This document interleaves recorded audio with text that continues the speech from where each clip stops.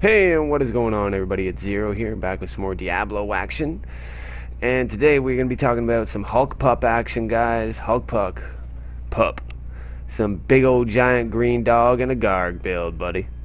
Yeah, let's get right into her, shall we? So, we're going to be using the giant dog, the poison dog, for all of our damage dealing, basically. Okay, guys? We'll go over the skills real quick. We're using Plague of Toads, Adling Toads. Keep in mind that this is a build for people that do not have SMKs. Okay, this is going to get you into, say, Greater Rift 32, 33 solo.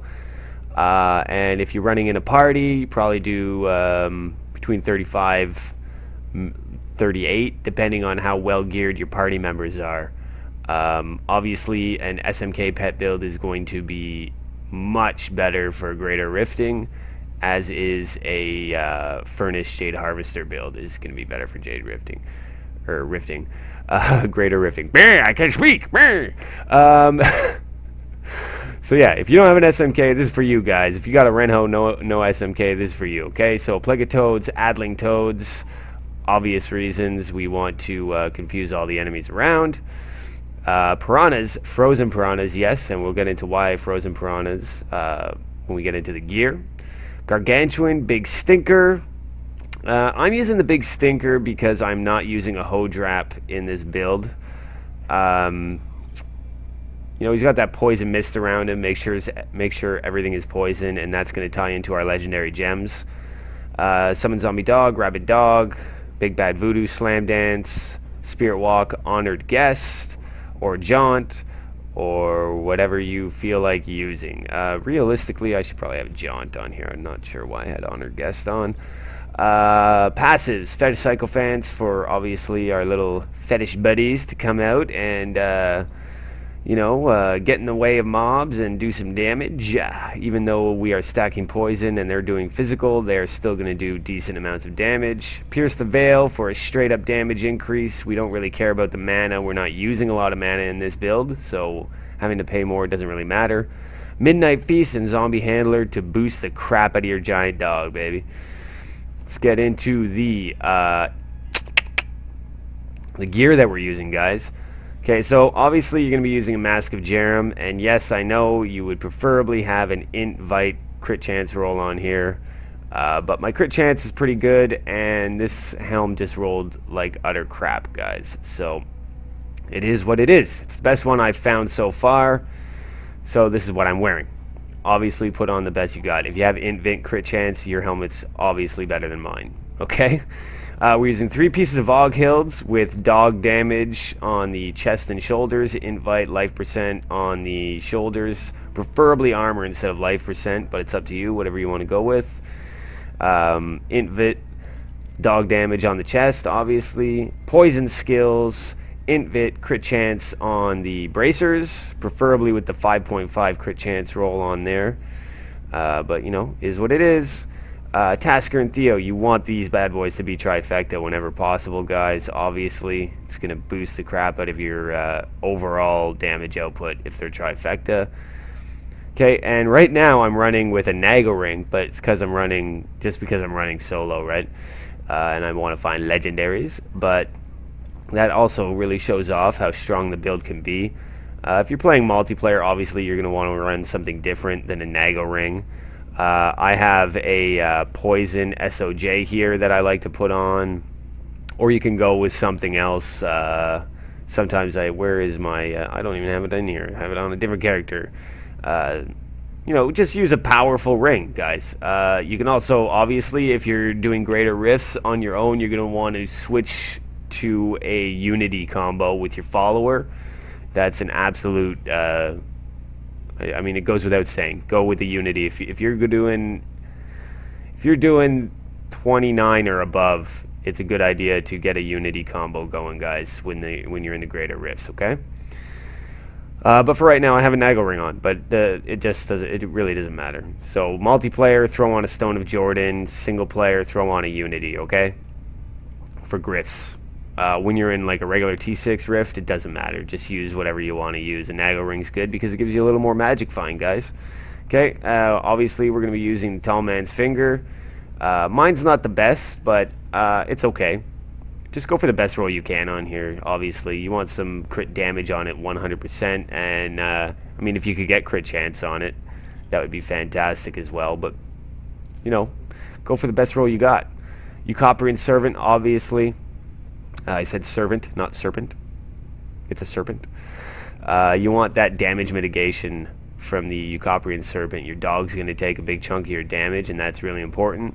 So when you're in a Greater Rift and if you're on your own and you're running the Unity combo, plus you have this, that's a big chunk of damage that you're not going to be taking. It's going to be spread out over your dog and your follower, so that's really going to help you survive in the, say, 30 to 33 range. I don't think you're going to be able to get much higher than that with this build. Let's face it, the Jades builds and the SMK builds are what are owning the rifts for Witch Doctors anyway. We're also using Swampland Waders, guys, for more poison damage. This is an absolute must in here, okay? And of course we have the Renholt Flare, int, vit, attack speed. Some people like to go int damage percent attack speed. This is the way I like it, so that's entirely up to you, and throw an emerald in there. And last up, I'm running 2-piece Blackthorns, and I'm running a 2-piece because I want that extra elite damage, guys. I want that extra elite damage, okay? And lastly, the Amulet. I have a Countess Julius camo here. You want obviously the best rolls you can get on here. I wish mine had crit hit chance instead of attack speed, but it is what it is. And this is just a great amulet all around, right? Just soaks up that arcane damage and heals you, which is also very, very useful inside a Greater Rift. And now let's just talk about the gems, guys. So I'm running Gem of Infectious Toxin. And that poisons all the enemies, damage over 10 seconds. And then any enemy that's damaged with poison is going to be taking 10% increased damage. That's big. And then Bane of the Powerful, after killing an elite, you know, you get 20% increased damage, 55 seconds at rank 25. That's not the big part of it. The big part is that elite damage, 15%. You add that to the elite damage from the Blackthorn set, and that's huge. That just going to let you rip through elites. And then when you're running multiplayer, if you have that SOJ on, you got another 25%. It's just silly. You just destroy elites. You just melt them like they're nothing. And then Bane of the Trapped, increased damage against enemies under the effects of control impairing effects, 22.5%. And you got that aura. The aura around you isn't the big deal. That's any enemy that gets close to you is obviously going to get slowed down. So that's cool, but for the most part, you're probably going to be standing a little bit further away when you're in an encounter, so that's not really going to matter. So, but it's just that 22.5% increase there. That's it's huge. Like you combine that with the 10% increased damage from all sources on the Gem of Infectious Toxin, plus your buff that you get after killing the elites here, and it stacks up so fast, right? And Bane of the Trapped is why we're running Frozen Piranhas, right? You don't really need to use it on trash at all. The trash is going to melt in no time just because of the 10% increased damage and how much damage your dog is going to be doing. Like he'll crit against trash. He'll crit in 100 million easy. 70 to 100 million, let's say, is average for him to crit. If you have trash that's under the effects of Bane of the Trapped and the Gem of Infectious Toxin, and you have your Bane of the Powerful buff going on, it's going to be over 100 million crits on your dog, so that's crazy. Your Garg is going to be hitting pretty hard too, but we're really just using the Garg to ensure that everything gets poisoned, because he's got that aura around him, right? So anything that's around him, 100% is going to be poisoned. And even with the Adling Toads poisoning everything too, we just add him in. It's just a little bit more damage. You know, he gets in the face of mobs and keeps them away from you, right? Because you're going to be standing back. You're going to be over here. They're going to be up here fighting. And you're just going to be chucking Adling Toads at the mobs. You can definitely go Hoj Wrap and a different pair of boots if you want. Drop the Gargantuan and go Locust Form Pestilence. That'd be a definite option, but I like running it like this. So that's what it's all about, guys. You just basically run in, Again, you don't really have to use frozen piranhas at all on trash. You can, because it's a pretty slow, like the cooldown's not long at all, right? So you drop it, and as soon as it's over, your cooldown's going to be done, and you can drop it again too. Usually you just save it for elites though. You run into an elite pack, drop it right on them, your pets run in there, just melt them, absolutely melt them, and then you just carry on. Half the time you don't even need to use your Big Bad Voodoo Slam Dance. I usually just save it for when there's like 1 or 2 packs or more, or the Rift Guardian, and obviously use it in greater rifts whenever you come into an elite pack. You want to get them down as quickly as possible. So you look here, and just with this is without the SOJ, right? We're sitting at 40% damage to elites.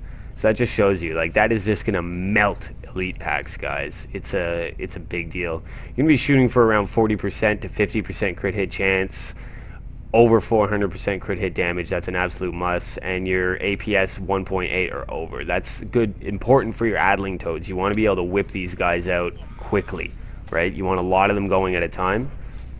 For Paragon points, obviously you're going to max your move speed. You're going to drop everything else into intelligence.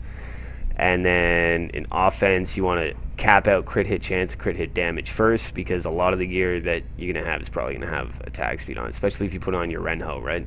And then go attack speed last. And then in defense, you go armor first, all res, and then dump the rest into life.